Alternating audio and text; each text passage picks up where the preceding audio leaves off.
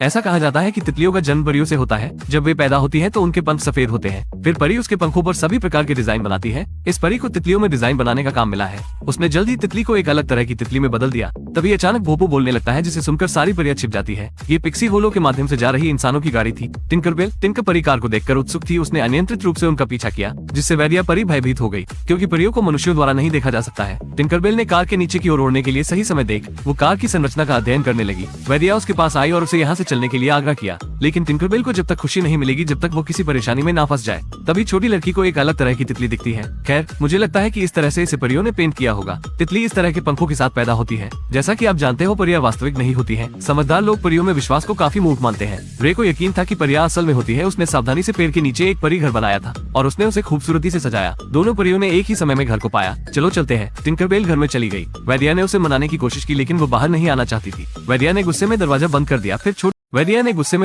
कर दिया। फिर छोटी लड़की अचानक वहाँ दिखाई दी। ये देख वेदिया दरवाजा खोलने के लिए दौड़ी, लेकिन दरवाजा जाम हो गया था। जब दरवाजा नहीं खुल रहा था तो टिंकरबेल को कुछ गलत लगने लगता है। वो दरवाजा खोलकर बाहर निकलने की कोशिश करने लगी। रे ने कमरे को हिलते हुए देखा। वो बहुत हैरान थी। इधर टिंकरबेल वेदिया को बुलाने लगती है, उसे दरवाजा खोलने के लिए कहने लगती है। तभी उसकी नजर रे पर पड़ती है, जिसे देखकर वो डर जाती है और नीचे गिर जाती है। इधर रे भी टिंकरबेल को देख लेती है, इसलिए वे अपने पिता को दिखाने के लिए चली जाती है। पापा पापा पापा। पिताजी हमेशा काम के कारण रे को नजरअंदाज कर देते हैं। वो एंटोमोलॉजी के प्रोफेसर है। वो तितली को पकड़कर उस पर अध्ययन करते हैं। उसे दीवार पर लटकती हुई बहुत सारी तितली दिखती है, जिसे देखकर वो डर जाती है, इसलिए वो झोपड़ी को उठाकर अपने कमरे में चली गई। रे ने झोपड़ी की छत खोली। टिंकरबेल घबरा जाती है और फिर नीचे गिर जाती है। तभी एक बड़ी मोटी बिल्ली बाहर आ गई, फिर उसे देखने लगती है। ऐसा कहा जाता है कि बिल्ली किसी भी हिलती हुई चीज को पकड़ने लगती है, और यह बात सच है। वो लगातार टिंकरबेल को पकड़ने की कोशिश करती है। टिंकरबेल लगभग उसका खाना बन ही गई थी, लेकिन तभी वो पिंजरे के अंदर चली गई और इस तरह से उसने अपनी जान बचाई। वेदिया, जो रफ्तार परी है, वो मदद के लिए पिक्सी होलो जाने लगती है। टिंकरबेल को इंसानों ने पकड़ लिया है। ये सुनकर वहाँ सारे घबरा जाते। मनुष्यों ने टिंकरबेल को पकड़ लिया। ये सुनकर सारे घबरा जाते हैं,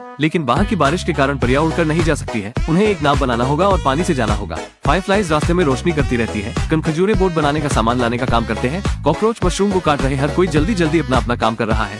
जोर लगा के हैसा। लिटिल लेडी बट कुशलता से एक रस्सी बांध देती है। बीटल खुद को हथौड़े के रूप में उपयोग करते हैं। Ouch ouch ouch. Little B भी मदद करने के लिए आती है। जानवरों और परियों के सहयोग के साथ एक सेलबोट बनकर तैयार हो जाती है। अब ज्यादा समय बर्बाद मत करो, आओ चलना शुरू करें। पशु परियों को आगे एक झरना दिखाई देता है। परियों ने नाव को पुनर्निर्देशित करने के लिए अपने केले के पत्तों का उपयोग किया। घबराओ मत, क्योंकि पानी वाली परी है ना यहाँ। उसने पानी के झरने को एक नदी में बदल दिया। सेलबोट ठोकर खाता है और घास में गिर जाता है। कौन कौन जीवित है? मैं नहीं हूँ।